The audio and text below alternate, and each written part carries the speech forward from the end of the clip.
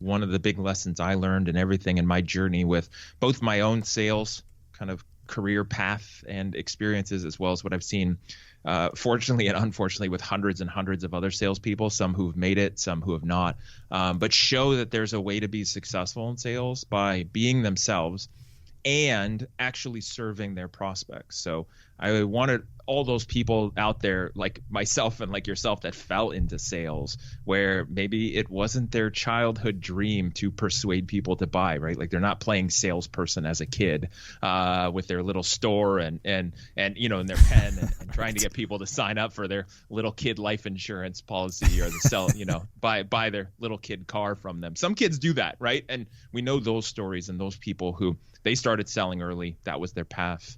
But a lot of people can't relate to that. And so I wanted to give people that perspective who maybe they didn't even receive enough training or coaching on how to sell properly. And I wanted them to hear my story and feel inspired to become highly effective at persuasion and sales in a way that felt congruent and in line with who they were and where they wanted to go. Nice. Yeah, I appreciate that. So I'm a big believer in habits and process, certainly.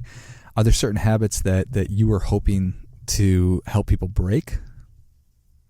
Yeah, I mean, it's that habit. You mentioned it in your experience, and then also the subtitle of the book is the habit of defaulting to being an order taker. That would be the biggest thing. A lot of people in sales don't like buying from that pushy closer, if you will. The one who's pushing them and manipulating them and just really the high pressure. And so what happens is when they get into a sales role, they go usually to the other end of the spectrum, right? Nobody wants to be a hypocrite. Everyone wants to follow the golden rule and do unto others as you like to be done to you. And so they end up on the order taker end, hoping that people will like them and appreciate them for how much they care because they're not pushing them, and hope that they make some sales. But that habit, that default mode is what kills so many sales careers. Yeah, appreciate that. And then how about the flip side of the coin? There's certain habits that you were hoping to help build?